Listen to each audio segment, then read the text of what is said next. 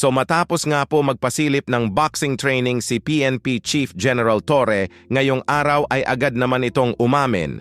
At ayon dito kay General Torre mga idol, I'm old and according to my trainer, my stamina is not like before and I no longer punch hard. I am no longer strong.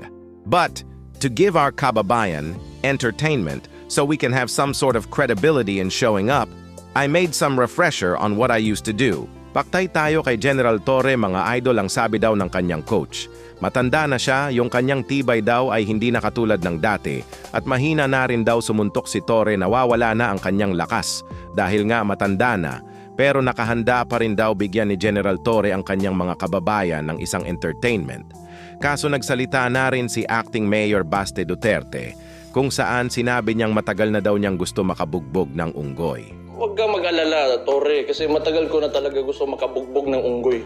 Kung gusto mo lang talaga ng suntukan, bakit kailangan mo pa ng charity? Why do you need kailangan mo pang gamitin yung nangyayari ngayon?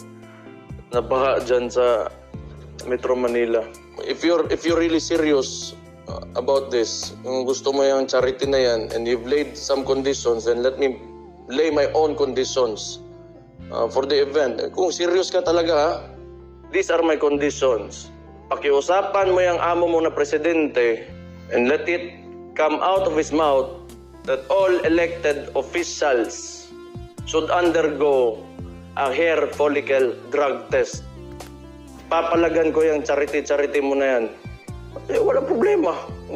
If it will answer the issues nitong bansa natin, I can do that.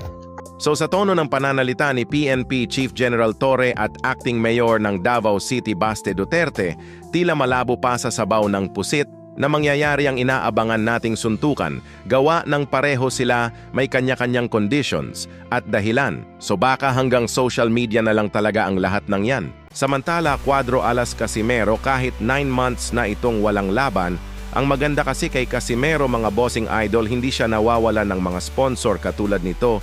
May Payantog-Payan at iba pang mga company sponsor ni Cuadro Alas, kaya iba pa rin talaga ang isang Cuadro Alas.